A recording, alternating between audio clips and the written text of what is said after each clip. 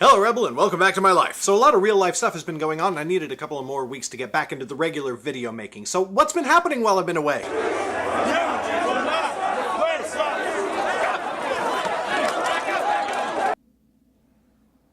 Holy crap. Okay, so listen, if you know me, you know that seeing literal white supremacists and Nazis marching in America is horrifying and so disappointing. But I do have to say, honestly, that it is not surprising. Right now would be a really good time for moderates to apologize to people who were horrified when Donald became president, because we were told that we were totally overreacting. A lot of the criticism we received at that time has not aged well. Let's look at some examples. He can't be any worse than Clinton. You remember that old gem? A transgender military ban, numerous attempts to repeal Obamacare, a failure to appoint multiple people to FEMA and other government organizations that led to a disastrous response to Hurricane Harvey. Yeah, he's just so much worse than Clinton would have been. He's just making these promises to get votes. He's not actually gonna do any of it. You remember that one? And I guess it's true if you're talking about the fact that Donald is so incapable of achieving many of the things he said he wanted to do, like build the wall. But going after dreamers, attacking the LGBT community, going after sanctuary cities, a Muslim ban that turns away desperate refugees?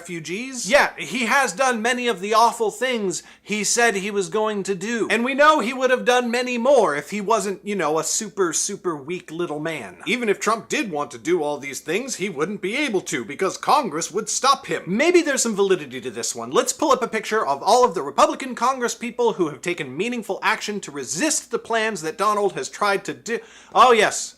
Yes, of course, it is an empty room. And maybe my favorite line from back in November was, "You're overreacting. Donald's victory isn't going to spark a wave of racism and xenophobia unlike anything we've seen since Nazi Germany."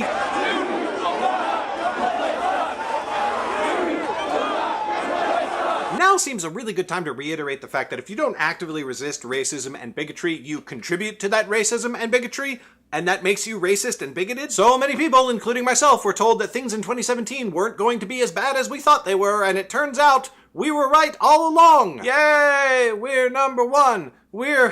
Oh God. So yeah, we have a lot of work to do. We have to keep fighting, no matter how much it sucks and how much we hate it. We cannot let racism and fascism continue to grow stronger and prouder in America. We have to fight it, not just for ourselves, but for all of the people that these hateful monsters will target long before they get to straight white guys like me. And while we're on the subject, don't expect me to speak a single word of reproach towards Antifa for going out on the front lines and actively resisting these literal Nazi marches. I don't know if I can stress that enough. Antifa, the anti-fascist movement, is not in any way morally equivalent to the people they are fighting. There is an entire ethical universe between fighting people because of who they are and fighting people because of what they do. For Nazis and white supremacists to win and feel satisfied, every non-white person in America, every disabled person, every person in the LGBT community has to be killed or exiled from the country. That is their literal stated goal. For Antifa to win, Nazis just have to stop being Nazis. That's it.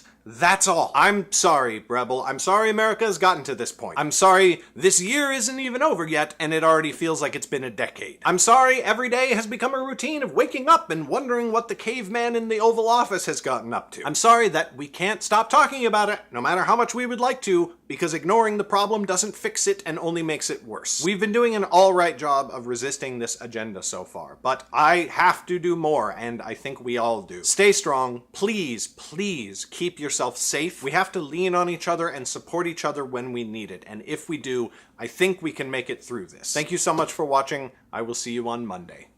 Bye.